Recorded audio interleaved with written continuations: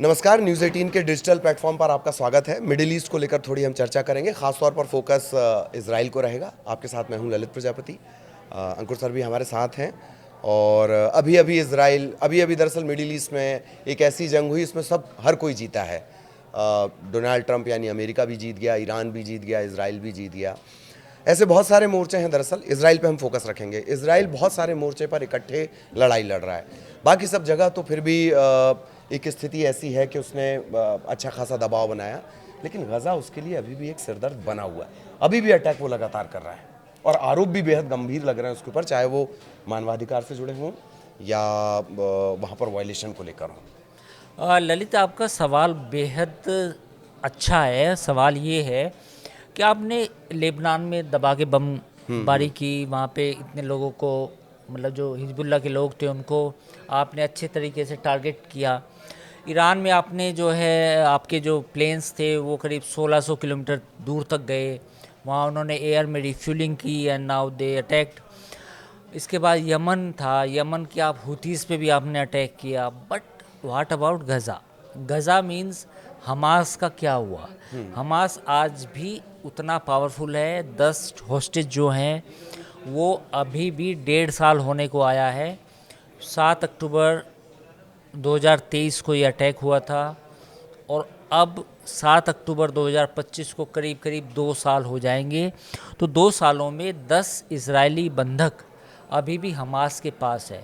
It means कि आपकी जो ऑपरेशंस हैं गज़ा में वो उतने सक्सेसफुल नहीं हुए हैं, बावजूद इसके कि जो इजराइल के अटैक थे नॉर्थ गाज़ा में वो काफ़ी बड़े थे, भयानक थे और लगभग नॉर्थ गाज़ा की अगर हम बात करें तो वो तो फ्लैट ही हो गया है, मतलब उसको समतल कर दिया गया है एक तरह से। इतने बम और इतने वेपन्स यूज़ किए गए हैं। But despite all these aggression, Israel अभी भी अपने 10 हॉस्टेजेस को नहीं छुड़वा पाया है। This is reality.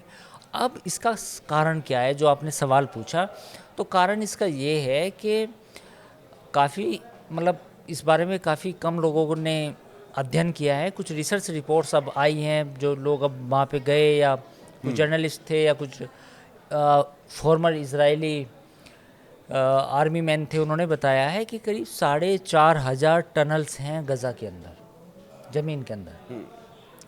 काफ़ी टनल्स आपने फ़ोटोज़ में भी, वीडियोज़ में भी देखी होंगी जो सामने आई। बट 4,500 टनल्स में को नेस्तनाबूद करना और उनको ख़त्म करना, ये बहुत बड़ा काम है। दुनिया में मुझे नहीं लगता कि कोई दुनिया का ऐसा पार्ट होगा जहाँ 4,500 ज़मीन के अंदर सुरंग हो।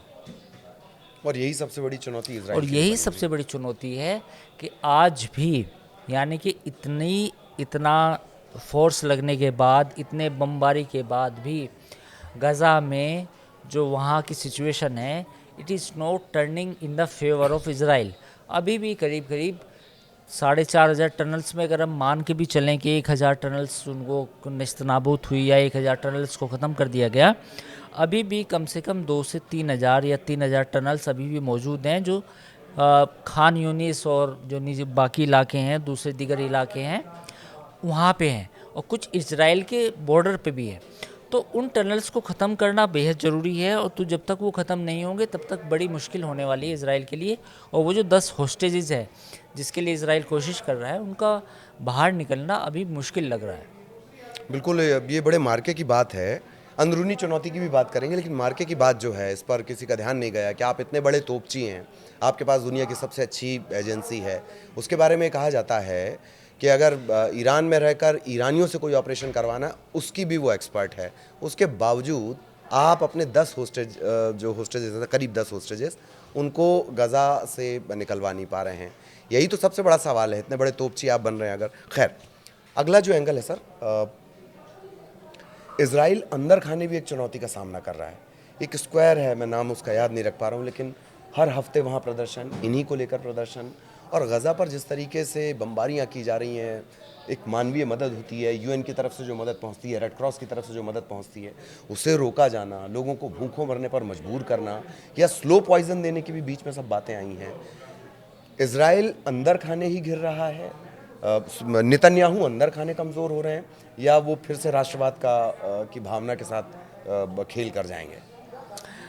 देखिए, बेंजामिन नेतन्याहू को राइट विंग ही माना जाता है। वो माना जाता है कि वो एक दक्षिणपंथी नेता है। बट इसराइल एक बड़ी विचित्र सोसाइटी है। इसराइल में आपको फार राइट भी मिलेगा, फार लेफ्ट भी मिलेगा, लेफ्ट भी मिलेगा, राइट भी मिलेगा और सेंट्रल भी मिलेगा। आप वहाँ पर जो 15% पॉपुलेशन है, 10% पॉपुलेशन है, उनको ऑर्थोडॉक्स ज्यूज़ बोलते हैं। ऑर्थोडॉक्स ज्यूज़ मीन्स कि वो उनका काम सिर्फ ये है कि वो धार्मिक अपनी पढ़ाई करें, धर्म की शिक्षा दें, और उनके ऊपर कोई कंपल्सन नहीं होता कि वो फौज में जाए। Rest of the population it may be around 80 to 85%, they have to get into the IDF, Israel defence forces में, और वो मैंडेटरी ट्रेनिंग करनी पड़ेगी। तो पॉइंट ये है कि वहाँ पर आपका जो समाज है, वहाँ पर आपको सब तरह के लोग मिलेंगे। ठीक है। तो जो सवाल आपने पूछा कि बेंजामिन नेतन्याहू क्या, भाई जो भी बेंजामिन नेतन्याहू राइट विंग होने के बावजूद वहाँ पर एक अल्ट्रा राइट पार्टी भी है और नेता भी है। उनका दबाव इनके ऊपर आ रहा है कि भाई आपने जो है पूरी इजराइल की जो 60 डेज़ की जो आप चाहते हैं कि सीज़ फायर हो, और आप जो अभी लड़ाई थामना चाहते हैं वो बहुत गलत है। आप अपने ऑपरेशन को कंटिन्यू रखें, और कम से कम जब तक हमारे बंधक नहीं आते तब तक आप इस ऑपरेशन को जारी रखें। तो पहला तो जो ये गतिरोध है वहाँ इजराइल के अंदर कि सीज़ फायर हमास के साथ हो या ना हो, इस पे बड़ी दिक्कत है। इस पे दिक्कत ये है कि जो वहाँ की फार राइट पार्टी है वो कह रही है कि भाई आप ऑपरेशन जारी रखो, हम जीतने के करीब हैं। ठीक है। अब दूसरी बात है कि वहाँ पर जो इनके ऊपर भ्रष्टाचार के आरोप हैं, हाँ।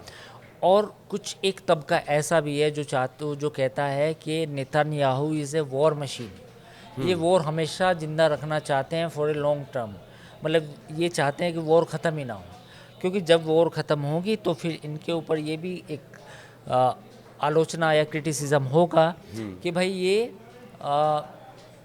इस्तीफ़ा दें और दूसरी कोई नेता बने, और आपने 2.5-3 साल अभी भी शासन कर लिया, उससे पहले भी आप सरकार में थे, तो अब आप अपने नए नेक्स्ट नेता का रास्ता छोड़े।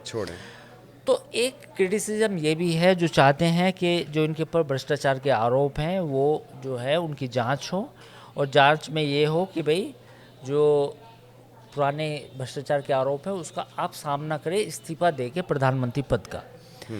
एक तबका इनकी जो पार्टी है उसमें वो ये है कि जो नेतन्याहू ने लेवरेज लिया है इस युद्ध का, इस लड़ाई का, ईरान को भी मज़ा चखाया है सो कॉल्ड, गाज़ा में भी आपने एक आधा गाज़ा आपके कब्ज़े में ही है लगभग, लेबनान में और हुतीस पे भी आपने अटैक किया, तो आपको इस्तीफा देने की कोई ज़रूरत नहीं है। आप सत्ता में बने रहे अभी जब तक हमास पूरी तरह से ख़त्म नहीं होता। तो बेंजामिन नेतन्याहू भी अक्सर ये कहते आपने सुने होंगे कि जब तक हमास को ख़त्म नहीं किया जा सकता पूरी तरीके से, तब तक मैं सत्ता में बना रहूँगा। तो ये अंतर्विरोध हैं इज़राइल के और इज़राइल की राजनीति के। तो इस वक्त जो सिचुएशन है, जो आप जिस चौक की बात करते हैं जहाँ पे अक्सर प्रदर्शन होते हैं, तो उसमें कभी फार राइट प्रदर्शन करता है इनके खिलाफ, कभी लेफ़्ट भी करता है जो नहीं चाहता कि इज़राइल अब आगे युद्ध में जाए, क्योंकि उसको एक बड़ी कीमत भी अदा करनी पड़ रही है इस युद्ध की। और तीसरे वे लोग भी हैं जो इनके समर्थक हैं, जो चाहते हैं कि बेंजामिन नेतन्याहू अभी सत्ता में बने रहें, ताकि इज़राइल का जो गाज़ा पर नियंत्रण हो वो और पुख्ता हो, और गाज़ा को इज़राइल में ही मिला दिया जाए, और जो गाज़ा में अभी जो लोग रह रहे हैं उनको या तो मिस्र भेज दिया जाए या फिर लेबनान, लीबिया कहीं भी भेज दिया जाए, वो कहीं भी जाए। तो ये इस तरह की वहाँ पे सिचुएशन बनी हुई है। ठीक, तो इज़राइल पर हमारा फोकस था।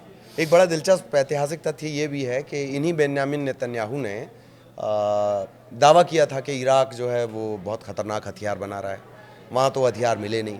फिर कहा कि ईरान परमाणु हथियार बना रहा है, बनाने के बिल्कुल करीब है। वहाँ की भी स्थितियाँ लगभग डामाडोल हैं।